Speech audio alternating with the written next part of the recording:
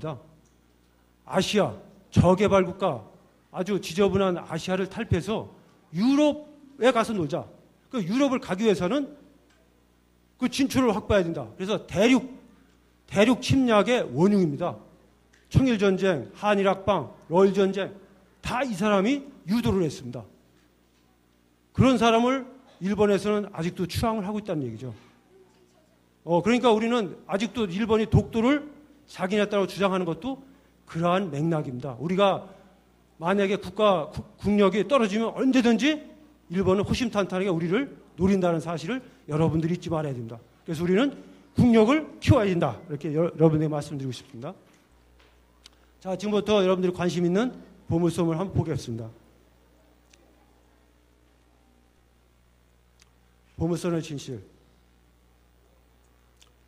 보물선에 대한 그 전설은 독도 수비대장 홍순치 씨 잘 아시죠? 그 할아버지가 돈스코이 승조원들을 구해주고 이 주전자하고 많은 금화를 받았다는 당시 얘기가 그래 있습니다. 해주고 나니까 함량이 고맙다는 뜻으로 주전자하고 동전. 예, 동전을 받았고요. 우리가 그러면 주민들인데 인구 거기에 많은 금화가 못 있다라는 거 주민들의 얘기죠. 그러면 돈스코이는 과연 어떠한 배냐? 이 배는 아까 뉴스에도 소개되어 있지만은 그 러시아 해군 역사상 가장 영웅적인 배입니다. 그 상트페테르부르크 해군 역사 박물관 가면 굉장히 큰 모형이 전시되어 있을 정도로 영웅적인 배고요. 러시아 전쟁 영웅의 이름을 그대로 딴 그 돈스코이고요. 현재 러시아 최대 핵잠수함 이름도 드미트리 돈스코이입니다. 우리나라도 독도함이나 또 이순신함 이렇게 이름 붙이듯이 러시아도 똑같이 이렇게 짓고 있습니다. 여러 가지 전사 기록들이 있죠. 그 당시 뭐 배가 어디에 침몰되어 있고 어떻게 나왔고, 그 다음에 돈스코이 그 종구 신부들이 각종 기록을 이렇게 해놨습니다. 그러면 돈스코이를 어떻게 찾았느냐, 어떻게 탐사했는지 그걸 한번 말씀드립니다. 전사 기록에 보면은 이런 말이 있습니다. 일본 전사 기록에 울릉도 동막루 정동 1.5회리. 그런데 거기에는 여러 가지 전사 기록에 많은 그 극비 자료에 이렇게 수록이 되어 있습니다. 근데 문제는 우리나라 지명이 현재 동막루라는 이름이 없어져 버렸어요. 어디가 동막루인지 없습니다. 100년 전에만 유일하게 썼던 이름이기 때문에 그 유일하게 요런 그 스케치만 있어요. 돈스코이 침략에 관련된 기록이. 그러다 보니까 요거와 똑같은 울릉도 그림을 돌아가면서 다 찍었습니다. 찍어서 같이 매치를 시켰어요. 울릉도로 돌아가면서 똑같은 모습이 있는 거를 찾았습니다. 이렇게요.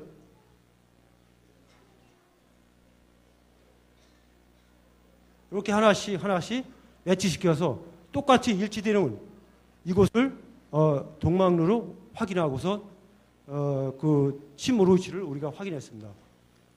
그것을 근거로 해서 또 해류, 바다에서는 해류가 굉장히 중요합니다. 얼마나 떠내려가는지. 타이타닉호가 침몰 지역에서 그 해류에 의해서 무려 3km나 벗어났거든요. 벗어나서 발견이 되어 있습니다. 그래서 그런 걸 이용해서 여러 가지 종합적인 조사 구역을 설정했습니다. 자, 조금 앞으로 한 25분만 기다리면 신나는 보물선 뮤지컬이 있죠. 조금만 한번 이거 보면서 그거하고 같이 이렇게 비교해 보세요. 그러면 많은 도움이 될 겁니다. 한 25분만 참으면 됩니다. 여러 가지 해양 물리조사, 바다에는 해류가 가장 중요하니까요. 그리고 여기서 가장 이따 잘 들은 어린이들한테 이렇게 선물을 줄 거거든요.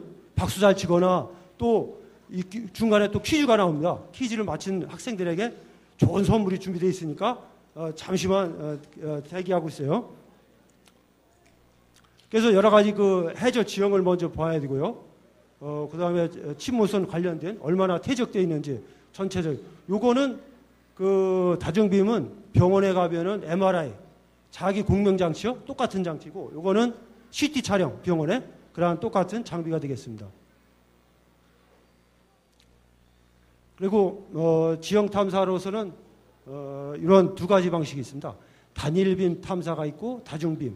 요거는 포항 앞바다에 유조선 한 15년 전에 침몰한 1000톤짜리 유조선이 있거든요. 그거를 실질적으로 한번 이 기계를 이용해서 확인해 봤습니다. 근데 바다에 이렇게 침몰되어 있는 상태입니다. 단면도가 이렇게 나오죠. 여기에 보면 뽀글뽀글 나오지 않습니까? 요게 기름이 유출되는 것을 나타내주고 있습니다. 그리고 이거는 전 화면이 이렇게 잘 나타나고 있고요. 자, 그러면 한번 탐사 방법을 볼까요?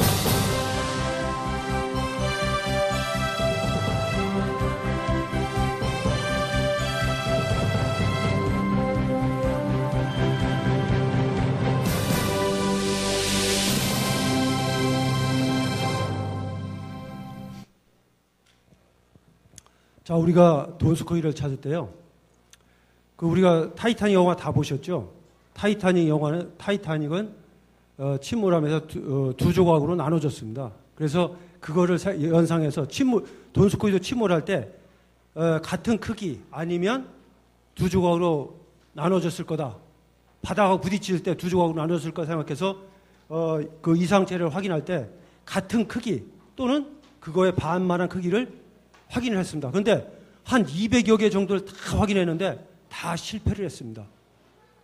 우리가 내일이면 철수를 해야 되는데 마지막인데도 불구하고 실패해서 찾지를 못했습니다. 우리 대원들은 전부 다 시류에 빠졌고 그동안 1년, 2년 열심히 했는데도 다 실패를 했습니다. 그래서 제가 밤새 동안 고민을 했습니다. 과연 우리가 실패한 원인이 뭘까? 우리 연구팀들은 과로로 몇 명이 막 쓰러졌어요. 병원에 후송되고. 그런데도 찾지를 못한 거예요. 왜 못 찾았을까? 밤새 고민을 해본 결과 10,000분의 1 확률 그런 경우가 한 가지 있는데 뭐냐면 돈스코이가 침몰하면서 바위와 나란히 있을 때 그게 뭐냐면 우리가 해양에서 탐사는 유일하게 찾을 수 있는 게 음파를 갖고 찾는 거거든요. 음파, 반사, 강도를 가고 이게 바위다. 이게 침몰선인데 확인하는데 바위하고 침몰선은 음파, 반사, 강도가 똑같아서 확인이 안 됩니다. 구별이 안 돼요. 근데 아주 10,000분의 1 확률로 그런 경우가 발생됐습니다. 이러지는 않을 거라고 예상했지만 한번 큰 거를 우리가 조사를 했는데 우리가 거기서 찾았습니다. 돈스코이보다 훨씬 더 큰 이상체를 확인해서 그 이상체를 어떻게 찾는지 한번 볼까요? 어떤 이상체가 있을 때 이런 수중 카메라를 우리가 바다 깊숙이 넣어서 확인합니다. 그 다음에 무인 잠수정, ROV 이런 거로 넣어서 리모트 컨트롤해서 보죠. 그러면 ROV를 어떻게 운영하는지 한번 볼까요? 우리 해양연구원에서 금년도 개발한 그 잠수정을 보겠습니다. 이게 해양연구원에 소유하고 있는 1,400톤 온누리호입니다. 여기에 선적된 배인데요. 파도에도 흔들리지 않으려고 이렇게 네모된 형태로 운영을 하고 있고 이게 6,000m까지 탐사가 가능하고 미국, 그 다음에 프랑스, 일본에 이어서 전 세계 4번째 가장 깊은 데까지 탐사할 수 있는 기계를 우리가 개발해서 지금 이제 운영하고 있습니다. 그런데 이런 ROV는 이러한 자원 탐사뿐만 아니라 이런 침몰선 하기에도 많이 이용합니다. 이건 USB라서 수중 통신 장비가 되겠습니다. 모선하고 수중 통신하는 항상 ROV가 위치가 어디에 위치하는지 그런 확인하는 그런 센서가 되겠습니다. 이건 여러분들에게 침몰선 탐사에는 이렇게 열수 방산 탐사하는 건데 똑같은 방식이 아니라 샘플 채취라든가 촬영 또 이런 하는 것이 자원 탐사하고 동일하기 때문에 여러분들에게 같이 이렇게 보여줍니다. 이렇게 샘플도 채취하고 보통 학부모님들 집에서 어린아이들 게임하는 거 야단치시죠? 그 게임할 때 리모컨 컨트롤 쓰는데 그 리모컨 잘 쓰는 학생이 그거 참 운영을 잘합니다. 그러니까 너무 나무라지 마시고요. 요거 이제 동해가스전에 있는 크리스마스 트리라고 가스 컨트롤러입니다. 옛날에 사람이 다 들어가서 조작했는데 이번에 이렇게 ROV로 다 조작을 하죠.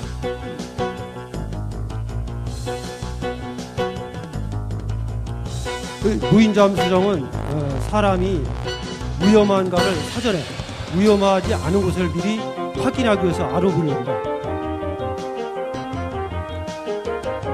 사람, 그게 유인잠수정을 투입하기 전에 여기는 이제 사람이 직접 들어가서 위험하기 때문에 일단 무인잠수정으로 확인하고 이상 없을 때 이제 유인잠수정으로 조사를 하게 됩니다. 이건 패스파인데요.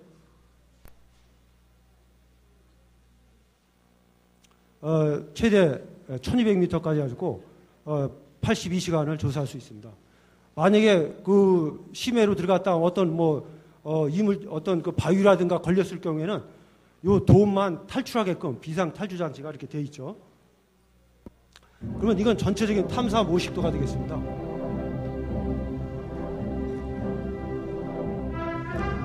가장 중요한 게 이제 해류 조사. 이렇게 수심별로 이렇게 조사할 수 있고요. 그 다음에 이제 지형 조사. 도수코이가 과연 어디에 위치하고 있는지 지형 조사를 하고, 그 다음에 카메라라든가 이런 것들을 이용해서 구체적인 조사가 들어갑니다. 최종적으로 유인잠수정을 통해서 도수코이를 찾는 과정이 있습니다. 여러 가지 이거는 도수코이 그 가판에 위에 있는 52mm 속사포 지지대입니다. 이거를 사진 찍은 거 보여준 거고요. 이거는 이제 깃대 그 지지대를 보여주고 있습니다. 이거는 울릉도 실질 사실적인 지형이거든요. 울릉도 육상 지형이고 그 해저 지형입니다. 여기가 저동이고 저동에서 한 2km 정도 떨어져 있고 수심이 한 400m 되는 청길 낭떠러지 여기 중턱에 딱 걸려 있는 거를 우리가 발견했습니다. 세계적으로 청길 낭떠러지에 발견한 건 한국이 처음입니다. 이런 거를 발견한 적이 없습니다. 왜냐하면 이런 낭떠러지에서는 모든 탐사 장비가 음파가 다 산란되기 때문에 찾을 수가 없습니다. 상당히 저에게는 운이 좋은 케이스라고 볼 수가 있죠. 그리고 참고적으로 울릉도 나이가 몇 살이냐면 180만 살, 180만 년이거든요. 화산섬입니다. 독도, 울릉도, 그 다음에 제주도 누가 제일 형님일 것 같아요? 네. 네? 누가 독도, 울릉도, 제주도 누가 형님일 것 같아요?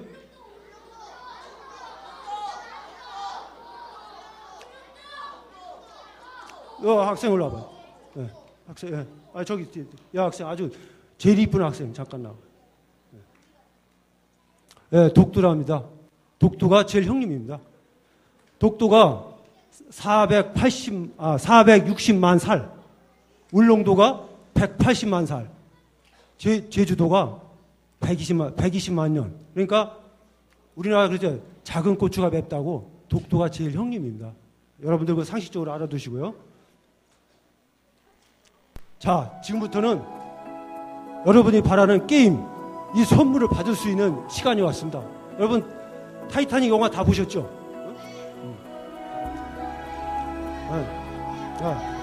잠깐요. 근데 선물은 퀴즈를 맞힌 사람뿐만 아니라 좌우에 있는 사람한테도 같이 선물을 줍니다. 이번은 그러니까 옆 친구한테 고맙다고 옆 사람하고 같이 악수를 한번 하세요. 옆 친구가 자기한테 선물을 전달해 줄